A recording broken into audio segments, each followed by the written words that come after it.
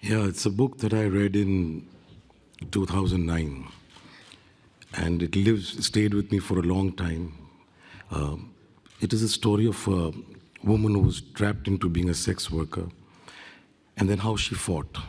How she fought for dignity for women, for the girls in the brothels, how she fought for them to be accepted in the mainstream society. She asked for legalization of their profession. And all this happened at a time when feminism was not yet coined, women empowerment, these words were not yet coined. But I think she was way ahead of her time. She got up and fought. What I liked about her character was that she was a very bruised, scarred woman, wronged by society, by people she trusted, but she was a warrior.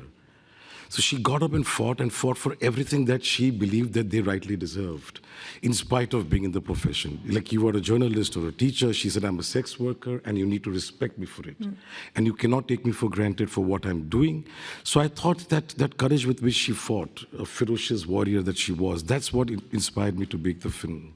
My biggest inspiration before I began the film and through my film was my director sitting right here. I wanted to be directed by him ever since I was 9 years old. That's when I first walked into his office, actually into his house, to audition for another film that he was making at that time, Black. I did a terrible audition, so I did not get the part. But he looked at me, and he narrates that story even now, that he looked in at my eyes and he said to me, this girl, not to me, but he said to himself that she's going to be a heroine. That means she's going to be a big actor someday. So he saw that fire in my eyes when I was 9 years old. And I think I remember very clearly from that time onwards, my one-point focus became, one day I have to be directed by him. So when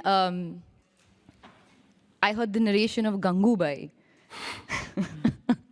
I'll be very honest, I was very shocked, because I was not expecting this part, not expecting this level of a performance. And the fact that Sir believed that I will be able to pull it off before I believed that I will be able to pull it off was surreal for me. And I think everything happens for a reason, and we were meant to do another film before that, which didn't happen. And sometimes I think if that had happened, would have this happened?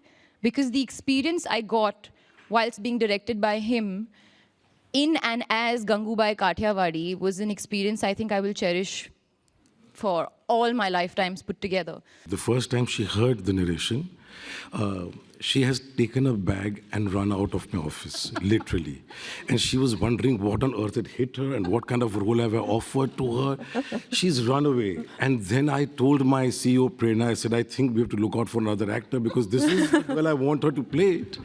Till she called me in the morning the next day and she said, can I come and meet you? I said, but you don't have to come and meet me personally to say a no to me. But she came and then she looked at me for 5 minutes, sipping at a coffee. She keeps shaking her leg. She has a habit of moving one leg. And she said, well, I think I'll just do what you tell me to do. And so I said, yeah, jump into the unknown. I don't know what even I'm going to do. So just jump into something that we're not comfortable doing all our lives. So let's find something new. And then from then on, she just took off. I realized that from the time I started shooting, I never really gave her instructions. I never really told her how to do it, what to do it. It just came naturally to her, and I let her breathe. I gave her all the freedom to think herself. So it was a great working relationship where we are not down each other's throat and giving specific instructions. She was let on her own to be and find the real Gangu that she breathed beautiful life into her. So God bless you. It was a film that, it was written into a book 10 years ago. It turned into a film today. And I feel that this film should inspire people, inspire women to get up and fight. I think in generations to come that will happen, because every era had women standing up and fighting for those causes. And those questions should be heard.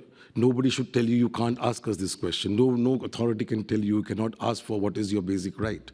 So in our country, there is no such thing at all. And I could expressed Gangubai's anguish, angst, her fight, everything that she stood for with complete freedom. I love you for the fact that you call a Hindi film or a Malayalam film or a Telugu film an Indian film, because Bollywood is a very quaint term. It's Indian cinema that we come here and stand here and represent to the world.